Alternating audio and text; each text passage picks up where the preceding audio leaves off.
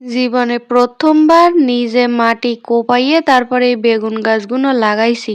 এই গাছগুলো হয়তো নিজেরাও জানে না যে ওর আমি কতটা এক্সাইটেড, কতটা আশাবাদী। ওরা একটু, একটু করে বড় হচ্ছে, একটা, একটা করে পাতা ছাইড়তে আর আমার মনের মধ্যে যে কত আনন্দ হচ্ছে তা আমি বইলে বুঝিতে পারবো না। বেগুন হোক বা না হোক, আমি গাছ লাগাইছি সেই গাছ বড় হচ্ছে আমি তাতেই খুশি। তো যাই হোক এই জায়গায় আমার মেয়ে গেল একটু বিলি একখান ফুল এনে দিল আর বলতে লাভ ইউ টু। ওরে বাবুরে ছেলিপিলের এখন কি অবস্থা চিন্তা করেন। যাই হোক এই জায়গায় আমি কেক বানাইতে এলাম আজকে। মানে আমি খুব ভালো কেক বানাই। জীবনে ২-৩ বার কেক বানাইছি। তা মনে করেন যে আমি খাইতে পারিনি। আমি কারুর দেওয়ারও সাহস পাইনি। আমি আমার হাঁসের গা দিলাম, হাঁসের গা দিয়ে টেস্ট করাইছি। কিন্তু আইজকে হঠাৎ কইরে কি কইরে যে এরম একটা অঘটন ঘইটে গেল আমি বলতে পারি নে। যাই হোক এ জায়গায় আমি মানে পুডিং এর মতন কইরা আনমোল্ড করতে গেলাম। তো সেটা হইল না। এরপরে ছাদে নিয়ে আইছি। তো যাই হোক মানে কাহিনী হইছে কি শোনেন। আমার কেক যে এত ভালো হবে সেটা আমি কল্পনাও করতে পারিনি। এইজন্যে আমি কোনো ভিডিও-ফিডিও করিনি। মনে করিছি যে যা হোক একটা বানাই চেষ্টা করি, না হয় তা হাঁসেরে ব্রেকফাস্ট দেবানে। কিন্তু হঠাৎ কইরে এত সুন্দর কেক হয়ে গে, আমার তো কেকের আসলে কিছুই নি, একখান বাড়িও নি যে কেকটা ভালো কইরে বসাবো। আমার কোনো বিটার-ফিটার, হিটার কিচ্ছু নি।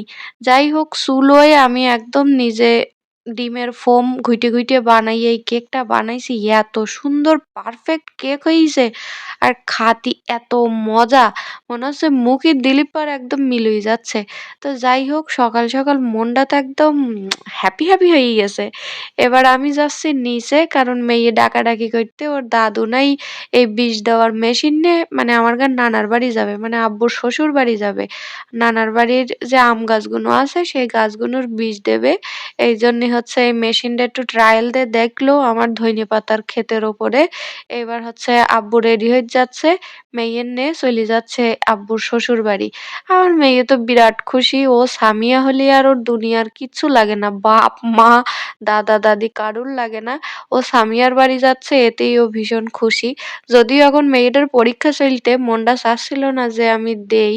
তারপরেও ভাবলাম যেহেতু ওর দাদু যাচ্ছে বাড়ি বইরে ঝামেলা করবেন তাই হচ্ছে পাঠাই দিলাম। তো যাই হোক আজকে এই পর্যন্তই। ইনশাআল্লাহ আপনাদের সাথে দেখা হয়ে যাবে আমার নেক্সট ভিডিওতে। আমি বলি ঠিকই কিন্তু কোনোমতে যদি একদিন একখান ভিডিও না দিতে পারি পরে না আর ইচ্ছা করে না। কেমন একটা শয়তানে ভর করে। ও আরেকটা কথা আমার বাড়ির নতুন সদস্যের সাথে তো আমি পরিচয়ই করাইনি। ওর আপাতত ৪ টে নাম হইয়ে কালু, ভেলু, ডগি আর টমি। আপনারা যার যা ইচ্ছা সেই নামেই ডাকতে পারেন। তো এইখানেই বিদায় নিলাম। সবাই ভালো থাকবেন, আমার জন্য দোয়া করবেন। আমিও সবার জন্য দোয়া করি। আল্লাহ হাফেজ।